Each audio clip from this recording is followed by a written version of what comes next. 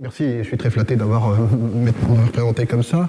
Ne parlons plus de moi. Je vais donc vous proposer une immersion pendant 50 minutes à peu près sur ce que représente aujourd'hui le champ de bataille. Je vous propose en fait, imaginez de lever la couverture, une très grande couverture, et je vais vous montrer ce qu'on pensait être complètement effacé. Après la guerre, dans les années 20, la France doit remettre l'économie française en marche. L'essentiel de l'économie, c'est aussi l'agriculture, donc il fallait effacer ce champ de bataille. Et on a tous pensé, les archéologues les premiers, qu'à part quelques munitions à droite à gauche, une grande partie de ce champ de bataille avait complètement disparu. Et ça a été une grande surprise à partir du début des années 90, avec l'émergence de surveillance archéologique sur de très grandes surfaces, c'est-à-dire qu'on a commencé à travailler non pas à l'échelle d'une pièce comme ici, mais sur des centaines et des centaines d'hectares. Le projet du canal sur lequel je travaille actuellement et dont j'assure la direction scientifique représente 2500 hectares, mobilise 150 archéologues professionnels et coûte la bagatelle de 40 millions d'euros. Donc c'est une politique qui a vraiment changé. Alors, entrons dans le sujet. Je ne vais pas vous embêter très longtemps avec de la cartographie, mais juste pour rappel, le front, c'est une ligne qui s'étire sur plus de 600 km de long, avec une profondeur de plusieurs dizaines et dizaines de kilomètres, avec des secteurs autour d'Arras, toute la Somme, qui ont été particulièrement bouleversés par ce conflit. C'est une véritable forteresse enterrée qu'on a eu la surprise de découvrir. S'intéresser à l'archéologie de la Grande Guerre, c'est s'intéresser à une couche archéologique comme une autre, sauf qu'elle a une particularité, c'est qu'elle est la plus dangereuse. Je vais vous montrer quelques exemples qui donnent le frisson parfois, je pense, mais qui est la réalité de notre contact avec les vestiges de la Grande Guerre. On estime aujourd'hui qu'il y a plus d'1 milliard d'obus d'artillerie qui ont été tirés pendant tout le conflit.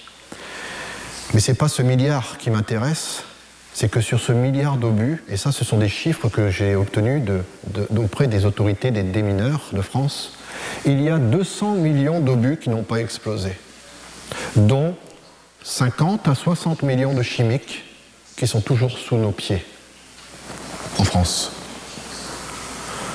Les démineurs, dans notre région, interviennent 12 500 fois tous les ans. Ils font 12 500 interventions par an et ils traitent entre 300 et 500 tonnes de munitions tous les ans. Donc 80% sont issus de la Grande Guerre. Il faudra, selon les démineurs, sur le triangle infernal entre Arras, Lens et Vimy, il faudra 8 siècles encore pour dépolluer complètement ce secteur de munitions. Alors ça, c'est un cliché que je prends il y a quelques années. On était sur une fouille archéologique parce qu'il y avait l'extension d'une zone pavillonnaire. Alors on avait trouvé un premier obus, alors on appelle les démineurs naturellement, et voici la récolte au bout de quelques minutes. Ça, c'est le quotidien en France. Ce cliché, je le prends cet été, l'été dernier. Je me rends sur la fouille archéologique et soudain, je pile avec la voiture parce que je vois ces deux obus qui sont sur le bord de la route. En fait, c'est l'agriculteur avec son tracteur qui remonte des obus, qui les met en bord de route et qui donne un coup de peinture. Comme ça, quand les démineurs passent dans le secteur, eh bien, ils les ramassent ou ne les ramassent pas. Ça, c'est un chimique, hein. Alors, on travaille beaucoup avec les démineurs. L'opération du canal Seine-Nord dont on vient de parler, il faut que vous sachiez que les démineurs se sont déplacés aujourd'hui à 160 reprises et ont traité une dizaine de tonnes de munitions. Alors, les démineurs, quand ils arrivent sur la fouille archéologique, vous voyez, ils ont mis de côté les obus. Là, ils estiment que ces obus ici sont trop dangereux pour être transportés sur la route, parce qu'ils ont des 4x4 avec une coque blindée, mais ils doivent quand même assurer la protection de la population. Alors ils décident de faire ce qu'on appelle un pétardage, c'est-à-dire de faire exploser sur place.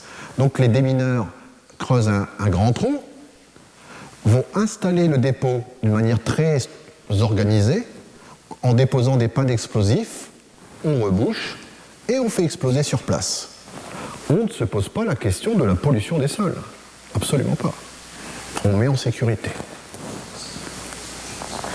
Ça, c'est l'ancien dépôt de Vimy, dans un lieu-dit qui s'appelle toujours ce lieu-dit, la Gueule d'Ours. Alors ce dépôt n'existe plus parce que, en fait, il posait un problème. Il n'était pas surveillé, il n'y avait que des barbelés, il était en pleine campagne, et d'un côté, vous aviez les démineurs qui chargeaient, et de l'autre, vous avez les collectionneurs de toute la région qui repartaient avec des obus sous les bras pour pouvoir en faire du commerce. Mais ça, c'est juste pour vous montrer, c'est le ramassage des démineurs sur le travail de 2 ans et demi dans le secteur de Vimy et Lens. Pour nous, ce qui est terrible, c'est la banalisation. Quand on va, alors je ne sais pas si ça existe chez vous, ce qu'on appelle les vides-greniers, c'est-à-dire que les villages, il y a une petite fête de village, et puis les gens installent un tréteau et vendent des souvenirs, du matériel qui ne leur sert plus. Souvent, vous pouvez trouver du militaria, des boutons d'uniforme, quelques grenades sous le manteau, parfois des obus. Et vous avez ça. Vous avez ces enfants qui discutent sur des forums en disant « Regarde, ce n'est pas mon fils. Hein. Regardez ce que j'ai fait avec mon père. Nous avons trouvé un obus et on l'a parfaitement nettoyé. » Voilà, c'est ce qui est terrible, c'est cette banalisation qui pose un grand souci chez nous. Pourtant, il est mignon, hein, cet enfant. Hein. Alors, malgré tout le dispositif de sécurité que nous, les archéologues, on met en place, c'est-à-dire tous les archéologues du nord de France suivent des formations avec les démineurs. Chaque opération archéologique est étudiée d'un point de vue cartographique. On regarde les photographies aériennes de l'époque de la guerre, on regarde les canevas de tir, les cartes d'état-major, on essaie de se renseigner un maximum avant d'arriver sur le terrain. Malgré tout, il n'y a pas de risque zéro. Regardez cet exemple, il est extraordinaire. On est dans la Somme, à Estrée-de-Niécourt. Des collègues sont en train de fouiller une sépulture de l'époque des Mérovingiens. Donc on est quelque part au 7e siècle après Jésus-Christ. Donc vous avez une série de sépultures dans un cimetière, tout va bien. La collègue qui travaille, en train de dégager la jambe gauche, trouve un petit peu de métal. Et pour la période, c'est tout à fait normal, parce qu'à l'époque des Mérovingiens, les hommes avaient l'habitude d'être enterrés avec une épée le long de la jambe, avec une hache sur la poitrine ou un bouclier. Donc la collègue trouve du métal, peut-être une épée, une belle découverte, et puis elle était comme ça en train, à 4 pattes, avec une petite brosse, et au bout de quelques minutes, elle ne s'était même pas aperçue, elle avait tellement le nez dessus qu'elle ne s'était même pas aperçue qu'elle était en train de dégager un obus.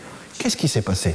C'est que l'obus est venu, n'a pas explosé, et a perforé la sépulture, est venu mourir juste sous la sépulture comme ça. Coïncidence incroyable, hein, vous le constatez. Mais honnêtement, vous parliez de la pioche tout à l'heure, mais voilà, on aurait pu donner un petit coup de piolet comme ça, et on a le même problème avec les pelles et les pioches hein, chez nous. Alors le deuxième volet, faut-il s'intéresser aux traces de la Grande Guerre? Vous avez répondu, vous avez lancé cette problématique, je vous en remercie. 100 ans déjà? 100 ans seulement? Comment on positionne ça?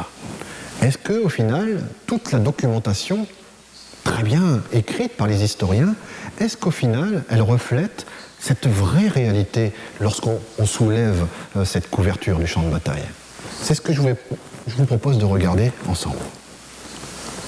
D'abord, la structure la plus symbolique de la guerre, la tranchée. La tranchée, il ne faut pas croire que la zone de front, c'est une tranchée qui est tenue par les Allemands et les Alliés, le no man's land, et une autre tranchée où il y a les Allemands. Non, c'est un lacis, un entrelac de tranchées. C'est quelque chose de très très dense. Entre Tellu et Vimy, dans le Pas-de-Calais, il y a un secteur qui s'appelle le labyrinthe. Les tranchées étaient tellement enchevêtrées les unes dans les autres que les soldats se perdaient dedans. Parfois, croiser un Allemand, on ne savait plus où on était. Le labyrinthe. Je vous invite un jour à regarder la documentation sur ce sujet. Ici, c'est la représentation de la douleur, de la souffrance, la boue, la puanteur, les conditions de froid extrêmes qu'ont vécu ces soldats. Mais également, ça permet de vous montrer à quoi ressemble une tranchée. Une tranchée, c'est une excavation très importante qui peut faire 2 à 3 à 4 mètres de large à l'ouverture sur 2 à 3 mètres de profondeur. Et toutes ces tranchées après-guerre ont été rebouchées. Elles n'ont pas été détruites, elles n'ont juste été que remblayées par de la terre. Le champ de bataille est encore là, sous nos pieds, dans un état de conservation incroyable. Voilà, ça c'est pour illustrer mon propos. Vous avez un petit village au nord d'Arras, allez, 500 habitants à peu près, et toutes les traînées blanches que vous voyez, ce sont les tranchées. Ce ne sont pas les tranchées d'une multitude de batailles. Tout ce secteur représente la fortification de première ligne. Imaginez qu'il faut déployer ça sur 600 km de long. 600 km. Alors il y a une vraie typologie des tranchées. Pardon. Les premières tranchées, vous savez très bien, au départ c'est une guerre de mouvement. Quand les deux armées vont être bloquées les unes face à l'autre, eh bien on va se protéger. Les premières tranchées, donc, ce sont juste des petits trous d'hommes, en fait. Des tranchées linéaires, 50 cm de large, 50 cm de profondeur, un petit bourrelet de terre pour se protéger, c'est juste pour courir à quatre pattes, pour être un petit peu à l'abri. Et puis, on s'installe, on commence à prendre ses aises. Là encore, essayez d'imaginer ce que peut représenter dans le sous-sol d'aujourd'hui une excavation comme ici, avec des petites casemates, des petits abris. Parce qu'on ne fait pas que se battre. On vit, on dort, on échange, on s'amuse. C'est un vrai lieu de vie, la tranchée. Côté allemand, toujours très bien organisé. Mais là encore, regardez tous ces aménagements que l'on pourrait redécouvrir aujourd'hui, tous ces petits aménagements en sape qui ont été faits dans les tranchées. C'est un champ d'investigation qui est immense, véritablement immense, qui n'est à peine effleuré. Alors ça c'est intéressant parce que c'est une tranchée que j'ai fouillée avec mon ami Alain Jacques dans le secteur d'Arras, et en fait je dois vous avouer qu'on avait commis une erreur d'interprétation parce qu'on pensait qu'il s'agissait d'une briqueterie, d'une fabrique de briques. Parce que toute cette partie-là était très rubéfiée, il y avait beaucoup de feux qui avaient été faits ici. Et puis on n'avait jamais eu l'idée de penser que les Allemands avaient, dans les tranchées de première ligne, avaient bétonné et avaient même dressé des murs de briques en première ligne. On l'ignorait. Heureusement qu'on a eu cette documentation-là qui nous a permis de réviser un petit peu notre interprétation. Je vous ai parlé des chiffres tout à l'heure des munitions. Autre chiffre. En dehors des millions de morts de toutes les nationalités, je voudrais vous attirer votre attention aujourd'hui sur un chiffre important. À la seconde où je vous parle, il y a encore 700 000 soldats qui sont encore sur le champ de bataille, qui ont été perdus, qu'on n'a jamais retrouvés. Comment peut-on perdre 700 000 hommes ? Comment peut-on perdre 700 000 hommes ? Ce cliché est un raccourci de comment on peut justement disparaître. Regardons, analysons ensemble. Soldat britannique qui est mort, enchevêtré dans du fil de fer barbelé. Il est dans le no man's land. Après un assaut, vous n'êtes pas en capacité d'aller récupérer votre camarade, votre frère, votre cousin. Vous levez la tête de la tranchée, un sniper vous dégomme directement.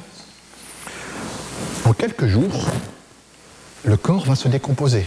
Le nez tombe, les oreilles, mâchoire inférieure, le volume septique va commencer à être en putréfaction, les rats, les corbeaux vont commencer à venir se nourrir sur le cadavre, et en quelques petites semaines, ce corps va disparaître. Les Britanniques, pendant une grande partie de la guerre, ont des médailles qui sont des médailles militaires qui sont faites d'identité, pardon, qui sont faites en carton bouilli, en carton compressé. Au bout de quelques jours, sous la pluie et dans le froid, ce carton est complètement désintégré. Vous disparaissez. Un obus là-dessus, et on vient de perdre un corps. Il y en a 700 000 comme ça.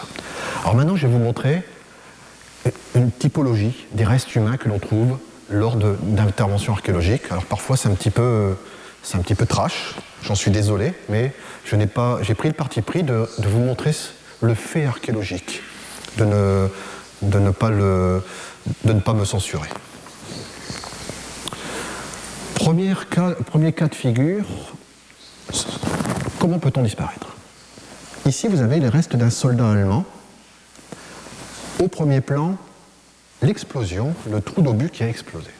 C'est-à-dire que le soldat a été soufflé par le blast, le souffle de l'explosion, et a été recouvert immédiatement par la terre, la gerbe de terre de l'explosion. Comment on peut le savoir? Quand tout à l'heure je vous ai montré ce soldat britannique qui était resté à l'air, en fait les doigts vont commencer à partir, c'est ce qu'on appelle en anthropologie des connexions labiles. Un anthropologue saura tout de suite que ce corps a été exposé à l'air. S'il date de 100 ans ou 3000 ans, ça serait la même observation. Eh bien ici, vous avez, au contraire, on appelle ça des connexions strictes, c'est-à-dire que les doigts, les pieds sont figés dans la terre. Le corps a été immédiatement fossilisé par la terre. D'accord? Ça, c'est une observation anthropologique. Les autres cas de figure sont très variés. Que reste-t-il des corps? Eh bien, parfois, juste cette jambe qui représente un corps. Le reste, je ne sais pas où il est. Ici, regardons ensemble. Commentons. Les restes d'un corps humain, il manque les jambes, il manque une partie de la cage thoracique, il manque une partie du crâne. Vous avez ici, au premier plan, au second plan, le trou de l'obus, dans lequel on va retrouver le reste de la cage thoracique et le crâne.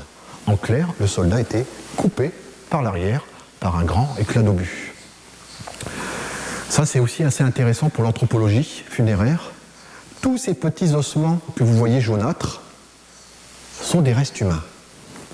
Alors on pense qu'il s'agit de l'effet du blast. Il faut que vous sachiez que si un obus de gros calibre explosait là à 2 mètres, enfin je ne le souhaite pas, juste ici, la température va monter immédiatement entre 2000 et 3000 degrés. D'accord ? Alors dans le récit de guerre, on le sait, quand les soldats montent à l'assaut, parfois il y a des descriptions, on entend, on lit, on voit tomber des morceaux d'uniforme un peu comme des confettis, comme des feuilles d'automne. En fait, c'est ces corps qui sont complètement pulvérisés et qui disparaissent complètement. Ils sont presque atomisés. On utilise le mot atomisé, notamment certains auteurs l'utilisent. Et ces restes humains-là présentent la particularité d'avoir été micro-fragmentés. C'est comme si on avait pris un petit marteau et on avait volontairement voulu les casser. C'est le souffle extrêmement puissant du blast. Ne reste d'un corps que ça. D'autres cas que je ne vais pas forcément tous détailler. Ici, c'est un cas assez régulier, malheureusement.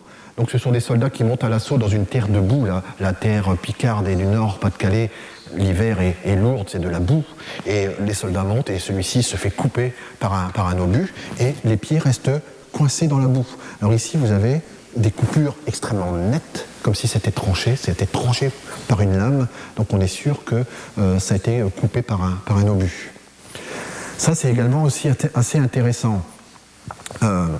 Après un assaut, dans le no man's land, il peut rester quelques dizaines de corps, quelques centaines, parfois quelques milliers. Imaginez au bout de quelques jours l'odeur, l'impact psychologique, parce que vous projetez votre propre mort, vous savez que vos camarades sont là en train de disparaître sans aucune sépulture. Enfin, psychologiquement, c'était très très fort. Alors on sait qu'il y avait des accords tacites entre les Alliés et les Allemands. Parfois, on sortait le drapeau blanc et puis on disait, bon, cet après-midi, on va récupérer nos corps pour des raisons sanitaires, naturellement. Ça se faisait, même si le haut commandement n'en était pas véritablement au courant.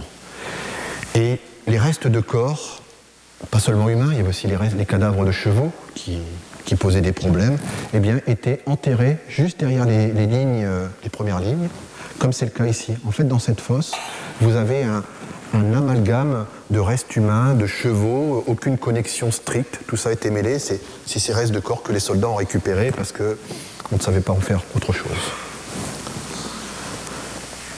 Toutes les nationalités, quelques Canadiens, donc je voulais juste vous montrer la procédure. Alors il faut savoir que nous, les archéologues, nous n'avons le droit que de dégager sommairement les corps pour essayer d'identifier la nationalité.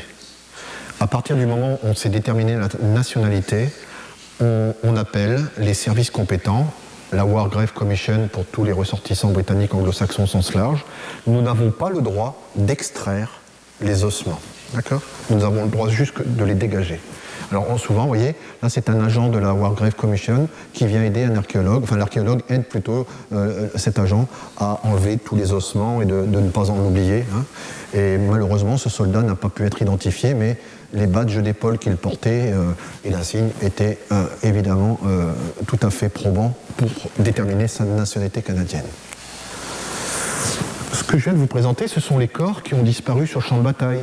Ici dans un trou d'obus, ici dans une tranchée, dans toutes ces excavations.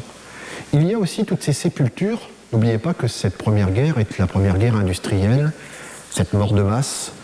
On va avoir vraiment beaucoup de mal à faire face à cette mort, à ces morts en grand nombre.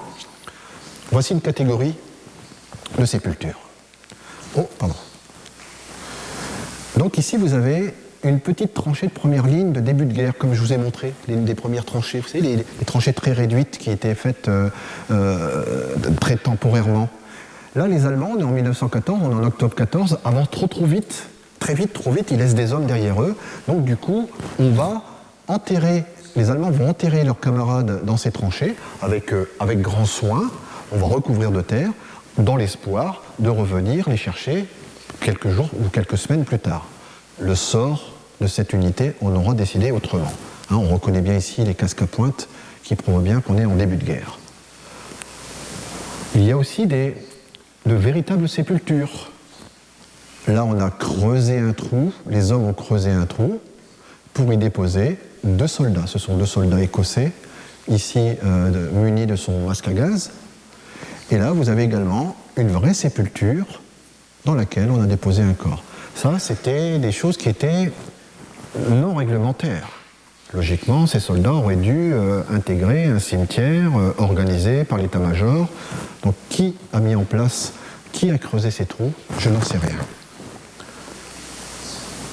Mais la mort de masse, en grand nombre, fait que les 2 armées ne savent plus même creuser des trous. On est dépassé par le nombre. Et là, c'est un exemple assez émouvant, je trouve. Ce sont des Allemands qui ont utilisé un vaste cratère d'obus pour déposer sur 2 couches leurs camarades. Rappelez-vous quand même que pendant la Première Guerre mondiale, tous les soldats étaient très croyants. Le rite funéraire était très important.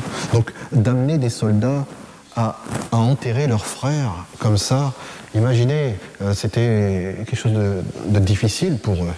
Mais mieux valait faire ça que de les laisser traîner sur le champ de bataille. Mais quand même, ça a dû être très douloureux pour eux. Alors ça, c'est un exemple qui est vraiment extraordinaire, parce que, à la question, est-ce que l'archéologue, au final, a quelque chose à voir dans cette histoire du passé récent? Les historiens, les travaux magistraux, remarquables des historiens, ont déjà tout expliqué. Eh bien, quand on regarde cette découverte, on s'aperçoit que, quand on lève la couverture, parfois on a une autre réalité. Observons ensemble. Une grande fosse a été creusée, environ une vingtaine de mètres de long, dans laquelle on a déposé des hommes, la tête regardant vers l'ennemi, mais observez la position des bras. Regardez comment ces soldats ont été posés et déposés au coude à coude, arms in arms. Vous voyez? Même ici, le corps est incomplet. Il n'y a qu'un bras, une jambe, un pied, un morceau de mâchoire, ici un morceau de crâne et uniquement une jambe. Et ici, vous avez un négatif qui provient de l'uniforme. C'est-à-dire que les camarades ont dû leur mettre un uniforme et pour les parties manquantes, eh bien, l'uniforme redonnait l'apparence physique de ce mort. Et ça reprend. Et là, nous avons une rupture très très nette, mais elle est logique, parce que ce soldat n'appartient pas à ce bataillon. Les badges d'épaule que l'on a trouvés nous ont fait savoir qu'il s'agissait de soldats anglais du Lincolnshire Regiment. Ces soldats meurent lors de la bataille d'Arras, et ce jour-là, ils perdent 42 hommes. 42 hommes. 20 d'entre eux sont enterrés aujourd'hui à Arras, et 22 avaient disparu. Nous en avons trouvé 19. Et ce qui est incroyable là, dans cette partie de mon exposé, c'est que parfois j'ai l'impression de passer à travers un miroir. Je m'explique. quand je fouille un soldat, un Romain ou un Gaulois ou un Mérovingien, j'ai pas de relation avec lui. Moi, mon inquiétude, c'est un geste technique, bien fouiller, de bien faire l'enregistrement, de bien faire mes photographies, de bien faire les prélèvements. Quand on touche aux soldats de la Première Guerre mondiale, et lorsqu'on arrive à identifier ces soldats, c'est quelque chose, c'est un sentiment extrêmement puissant qui vous envahit, que je ne sais pas encore décrire, qui me bouleverse. Donc la veille de cette attaque, eh bien, les soldats ont posé en photographie, et sur ces 42 soldats, eh bien, je vais vous montrer la photo de ces soldats l'avant-veille de l'assaut. Les soldats que l'on a trouvés sont sur cette photo. Je ne sais pas qui est qui véritablement, parce qu'il n'y avait pas l'identité de ces soldats, mais c'est un choc qui était très très fort pour moi. Et je vais continuer dans ce sens-là. Alors on est dans le secteur d'Arras, dans le Pas-de-Calais. Une sépulture. Le corps a été enroulé dans une toile de tente, comme il est d'usage, puisque très très vite, on a oublié le cercueil, on va aller le plus efficace. On va retrouver donc des petits œillets tout autour de la toile de tente. Et sur le sternum, on découvre la plaque du soldat. Macmillan du 3e Royal Scott. Il est identifié, il n'y a pas de problème. Les recherches que l'on a menées avec la War Grave Commission nous ont permis de retrouver une partie de sa famille, et on a retrouvé son fils. Voici le fils d'Archibald Macmillan, qui est venu d'Écosse pour rendre hommage à son père. Il n'avait jamais connu son père. Quand son père est mort, il avait 2 ans, et vous savez qu'à 2 ans, on n'a pas la mémoire. Il n'avait pas de souvenir du père, pas de photographie, en dehors des 2 dernières lettres que le père avait envoyées à sa femme.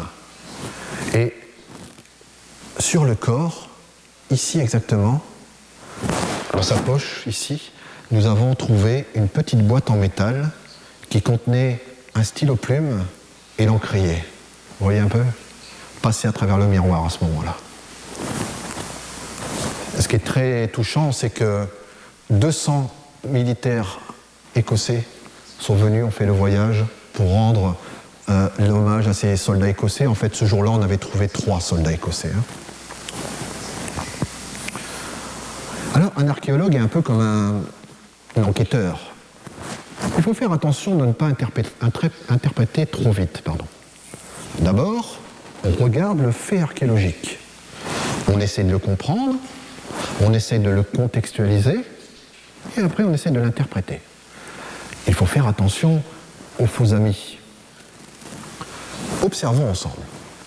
Une fosse a été creusée dans laquelle on a déposé le corps d'un homme avec une position de bras assez particulière, comme ça.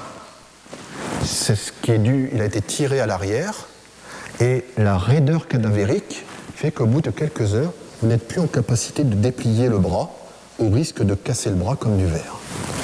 Donc il a été enterré comme ça. Et il avait dans ses poches, il est à l'assaut, il a dans ses poches les objets les plus importants pour lui. Alors regardons-les. Un petit porte-monnaie en cuir qui contient une quinzaine de monnaies. Le porte-monnaie est fermé. Un numismate, donc un spécialiste des monnaies, étudie le lot et dit « Ce porte-monnaie a été fermé en 1917. » Ok. Vous avez une boîte d'allumettes, une petite pipe, un stylo, une ampoule de rechange. On va revenir là-dessus après. Alors ça, c'est intéressant. C'est une plaque non réglementaire. Une des grandes angoisses des soldats de toutes les nationalités était de mourir dans l'oubli. Quand on voyait comment les corps pouvaient disparaître sur le champ de bataille, les Français, par exemple, grands amateurs de vin, on appelle ça le pinard en France, ce mauvais vin, eh bien, disaient à leurs camarades, si je meurs, tu bois une bouteille de pinard, tu mets dans un papier mon nom et mon adresse, tu mets le bouchon et tu l'enterres avec moi à mes pieds. Comme ça, je ne mourrai peut-être pas dans l'oubli. Beaucoup de soldats fabriquaient des médailles non réglementaires, comme ici, qu'on glissait dans la poche, Mais là, ils prenaient des risques, hein, parce qu'il y avait dessus le numéro de bataillon, et donc on pouvait donner des informations à l'ennemi. Malheureusement, ce soldat allemand n'a fait que griffer très peu profondément, et on n'a pas réussi à retrouver son nom. Bon. Un crucifix, un chapelet, et ici les restes d'un livre. Il était abonné à une revue religieuse qui s'appelait Les Cloches de Teltow de la banlieue de Berlin. Bon. Les boutons d'uniforme, le matériel qu'on trouve sur ce corps, Première Guerre mondiale, 1917. Et on trouve une chaîne en argent et ce pendentif. Qui est, selon vous? On pourrait penser à une croix gammée. Mais c'est pas possible. Le parti nazi n'existe même pas. Alors, on a fait nettoyer cette médaille. Et regardez ce qu'on trouve quand on a fait nettoyer. Il y a une inscription Carlsberg, comme la bière. Et là, on n'est plus devant une croix gammée, mais devant le svastika, ce porte-bonheur hindou, ce symbole solaire qui a été utilisé par la brasserie Carlsberg. Vous voyez, avant l'arrivée du parti nazi, eh bien, on utilisait svastika comme emblème, qui sera abandonné dès l'arrivée du parti nazi. Ce que je voulais juste vous dire, il faut toujours faire attention de ne pas trop interpréter trop vite.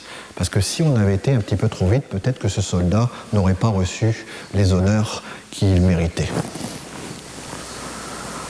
Alors, un des autres aspects, on l'a abordé aussi tout à l'heure, c'est la vie quotidienne. Alors vous allez me dire, il exagère l'archéologue, c'est quoi l'intérêt de s'intéresser à de vieilles boîtes de conserve, de sardines, de corned beef et toutes ces choses-là?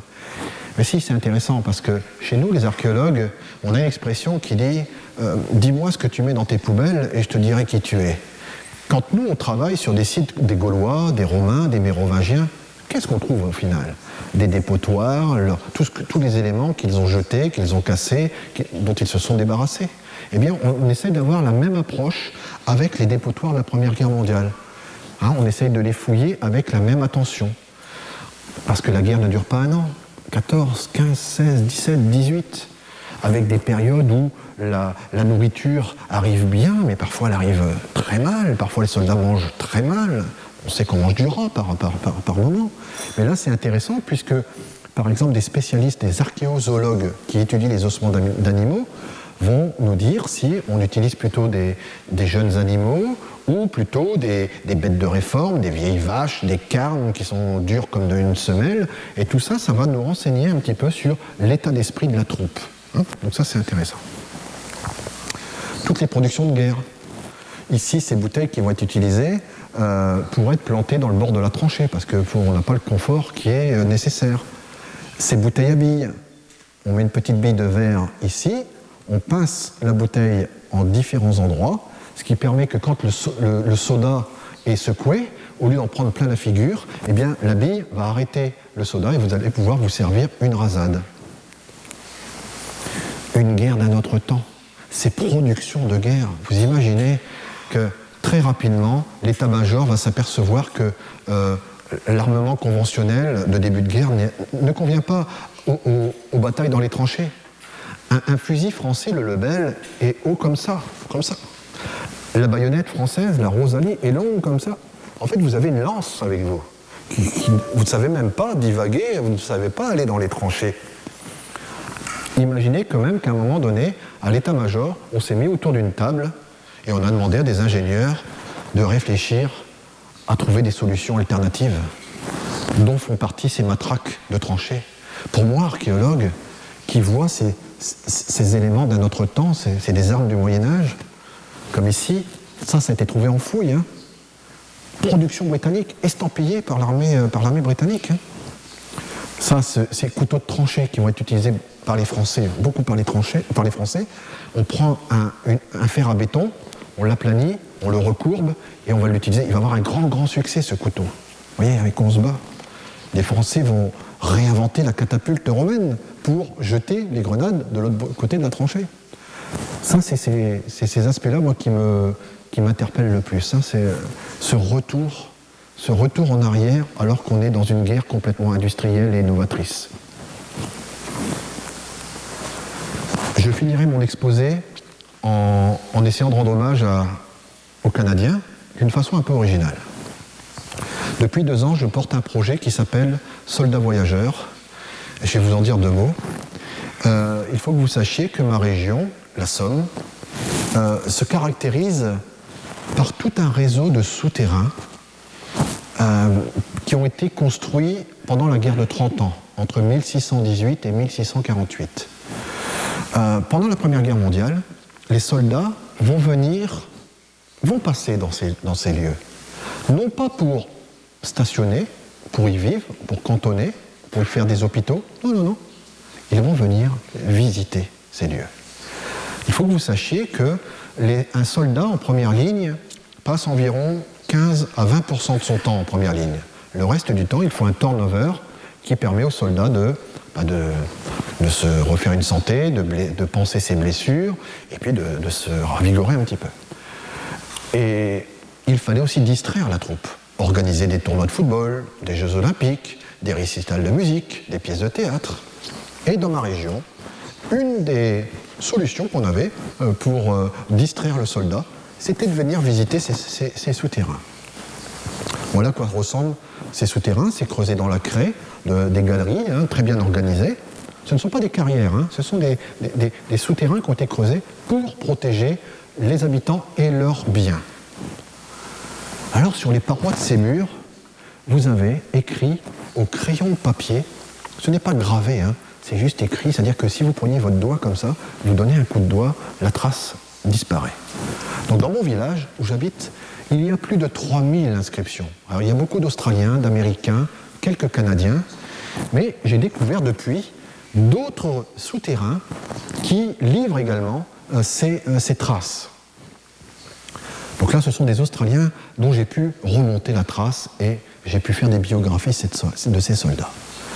Mais d'autres lieux, comme je vous dis, ont été visités en grand nombre par des Canadiens.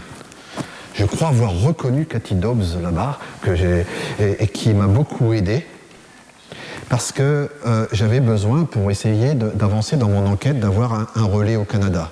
Donc Cathy Dobbs, qui est journaliste à Toronto Star, m'a révélé l'existence de ces soldats, c'est-à-dire que moi, je lui ai fourni ces inscriptions, Alan Auguste Chef, avec son numéro de matricule, avec son numéro de bataillon, le Canada, la date, et donc on a pu refaire sa biographie, on a pu retrouver les photographies de ce soldat, et ça, il y en a des quantités énormes.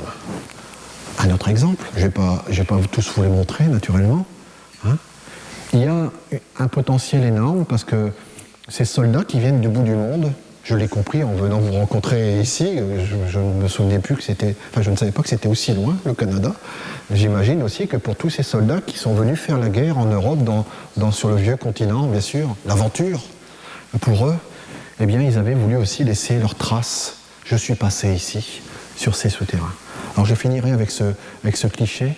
Sachez que je connais aujourd'hui maintenant plusieurs souterrains qui ont pour certains des centaines d'inscriptions de Canadiens, et il y a un travail de recherche à mener qui est à peine commencé. Il y a un jeune étudiant de l'université d'Amiens qui a commencé un travail d'inventaire, mais je pense que peut-être qu'en venant ici, je rencontrerai de bonnes âmes qui souhaiteraient m'accompagner dans cette recherche.